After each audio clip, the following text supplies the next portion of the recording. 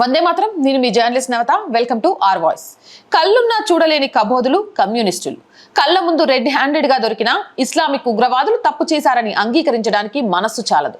పహల్గాంలో ముస్లిమా కాదా అని అడిగి మరీ చంపిన, అలా ఏమీ జరగలేదని ఉగ్రవాదులకు సర్టిఫికెట్ ఇచ్చిన కమ్యూనిస్టు మేధావులు ఇటీవల నాసిక్ టీసీఎస్ కంపెనీలో జరిగిన దురాగతం అందరినీ ఆశ్చర్యపరిచిన వారిని కాపాడే ప్రయత్నం చేస్తోంది వామపక్ష మీడియా. మహారాష్ట్రలోని నాసిక్ లో టాటా కన్సల్టెన్సీ సర్వీసెస్ BPO కార్యాలయంలో 2022 నుంచి మత మార్పిడులు, సెక్యులర్ హరాస్మెంట్ జరిగిన తీరు కార్పొరేట్ స్థాయి ఇస్లామిక్ జిహాదీని తెలియజేస్తుంది. ఉన్నత స్థాయి కంపెనీలు సైతం ఇస్లామిస్టుల దురుద్దేశాల నుంచి తప్పించుకోలేవనే వాస్తవాన్ని తెలుపుతున్నాయి. ఈ కేసులో ఇప్పటివరకు 9 FIR నమోదయ్యాయి. డానిష్ షేక్, తౌషిన్ అత్తర్, రాజా మెమూన్, షారుఖ్ కురీషి, అలాగే ఆసిఫ్ అన్సారీ, షఫీ షేక్లతో సహా నిందితులను అరెస్ట్ చేశారు. సెక్సువల్ హరాస్మెంట్, మత మార్పిడులు ఫిర్యాదు వచ్చిన కార్పొరేట్ కంపెనీ అయిన TCS ఎలా విస్మరించింది అనే దానిపై అధికారులు దర్యాప్తు చేస్తున్నారు. ఇక దేశవ్యాప్తంగా సంచలనం రేపుతున్న TCS కేసుని ఉదారవాద మద్దతుదారులైన వామపక్ష మీడియా ఛానళ్లు కొట్టిపారేస్తున్నాయి. నిందితులకు మద్దతు ఇవ్వడానికి ఏమాత్రం సిగ్గు లేకుండా పనిచేస్తున్నాయి.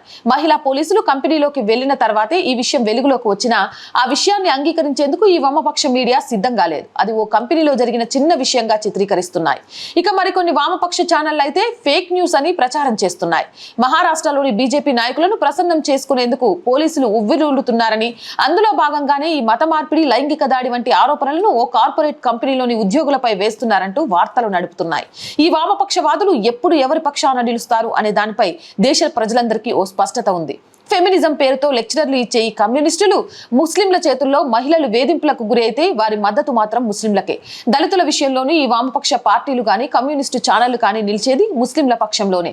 ఆఫ్ బీట్ కన్ఫర్మ్స్ అనే పత్రిక ఏప్రిల్ 16న మహిళలు అనుభవించిన బాధను, వేదనను తిరస్కరించడమే కాకుండా ఒక కార్యాలయ వివాదం అని వ్యాసాన్ని ప్రచురించింది. ఒకే ఒక్క కార్యాలయంలో తప్పు జరిగితే క్షమించేయాలా? ఆఫ్ బీట్ కన్సల్స్ పత్రిక ఏం చెప్పాలనుకుంది? ఇస్లామిస్టులను సమర్థిస్తూ ప్రచురించిన ఆ కథనం ఊహకందని వాదనలతో తన కపటత్వాన్ని చూపించింది. ఇక Sukumar Muraleedharan manufacturing corporate jihad how a rumour communed Nashik అనే పేరుతో కథనం ప్రచురించాడు. మీడియా ఉన్మాదం, రాజకీయ ప్రయోజనాలు, డిజిటల్ తప్పుడు సమాచారం కారణంగా ఒకే ఒక్క కార్యాలయ వివాదం పూర్తిస్థాయి జిహాద్ కథనంగా మారిపోయిందని ఆరోపించాడు. నిర్మించబడి, విస్తరించబడి, నమ్మబడిన ఒక కథ యొక్క అంతర్గత స్వరూపం ఇది అంటూ రాసుకొచ్చాడు.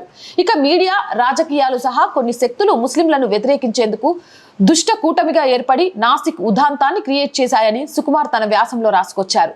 మహిళలను బలవంతం చేసి అమాయకులను జైలుకు పంపించారన్నారు. ఇక లవ్ జిహాదును ప్రస్తావిస్తూ దుష్ట అర్థాలను ఆపాదించడానికి జిహాదును ఉపయోగిస్తున్నారని, తాజా ఘటన కార్పొరేట్ జిహాద్ అని ముద్ర వేస్తున్నారని ఆయన ఆరోపించారు. ఆఫీసుల్లో మహిళలు ఎదుర్కొంటున్న లైంగిక వేధింపులు, యాజమాన్యం వారి ఫిర్యాదులను పట్టించుకోకపోవడం వంటి తీవ్రమైన సమస్యలను సుకుమార్ ఎందుకు సీరియస్ గా తీసుకోలేకపోతున్నాడు? అందుకోసం కార్పొరేట్ జిహాద్, లవ్ జిహాద్ వంటి వాటిని అభూత కల్పనలుగా చిత్రీకరించే ప్రయత్నం చేస్తున్నారు. కానీ వాస్తవం ఇందుకు విరుద్ధంగా ఉంది. మహారాష్ట్రలోని అమరావతి నుంచి అజ్మీర్ వరకు, బీహార్ నుంచి భోపాల్ వరకు హిందూ మహిళలను లవ్ జిహాద్ చేస్తే ఆర్థికంగా లబ్ధి పొందుతున్నారన్న విషయాన్ని కప్పిపుచ్చేందుకు ప్రయత్నిస్తున్నారన్న దారుణ వాస్తవానికి ఇది నిదర్శనం. ఇస్లాం పేరుతో TCS కంపెనీలో జరిగిన జిహాద్ ని కప్పిపుచ్చడమే కాకుండా జాతీయవాదంతో నడుస్తున్న మీడియా సంస్థలపై సుకుమార్ దాడి చేశారు. నిందితులకు మద్దతుగా నిలిచినందుకు company HR head officers manager అయిన అశ్విని చైనానీని సైతం పోలీసులు అరెస్ట్ చేశారు. అయితే ఈ విషయాన్ని ఉద్దేశపూర్వకంగా సుకుమార్ విస్మరించారు. ఎందుకంటే ఆయన చేస్తున్న దుష్ప్రచారానికి అది విరుద్ధంగా ఉంది కాబట్టి. పని ప్రదేశంలో జరిగే లైంగిక వేధింపులు, మహిళా ఉద్యోగులపై చేసే అసభ్యకరమైన లైంగిక వ్యాఖ్యల కన్నా హిందుత్వ భావజాలం ఉండడమే పెద్ద నేరంగా రాసుకొచ్చారు. సుకుమార్ మురళీధరన్ తన వ్యాసంలో ఎక్కడా కూడా ఎలాంటి ఆధారాలు సమర్పించలేదు. ఆయన ప్రయత్నాలన్నీ మీడియా కవరేజీని ఎగతాళి చేస్తూ ప్రజల దృష్టిని మరల్చేందుకు ఉందన్న వాదన వినిపిస్తోంది. నాసిక్ TCS లో జరిగిన లైంగిక దాడిని మీడియా కవర్ చేసినా అందులోనూ తప్పులను వెతికాడు. రైటింగ్స్ కోసమే ఈ వార్తను ప్రచురిస్తున్నారంటూ పసలేని వాదనను తెరపైకి తీసుకొచ్చాడు. ఉద్యోగం పేరుతో జరుగుతున్న మత మార్పిడిని వార్తా ఛానళ్లు ప్రచురించకూడదా? ముస్లింలు ఏం చేసినా నోరు మూసుకొని ఉండాలా? లేకుంటే నీలా బేస్లెస్ ఎలిగేషన్స్ చేస్తూ ముస్లింలను కాపాడాలా?